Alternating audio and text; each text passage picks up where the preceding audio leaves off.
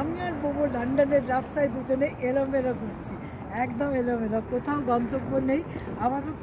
মনে হয় আমরা হাইড পার্কের দিকে যাচ্ছি, তবে নট ভেরি শিওর।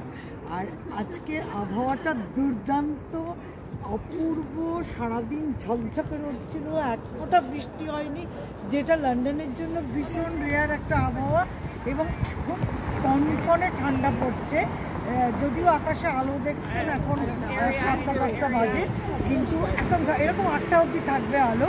আর এরকম চমৎকার আবহাওয়া, লন্ডনের লোকরা প্রচণ্ড খুশি, আজকে চারিদিকে উল্লাসে ফেটে পড়ছে সবাই। এখন গিয়ে দেখা যায় হাইড পার্ক আমাদের জন্য কী রেখেছে।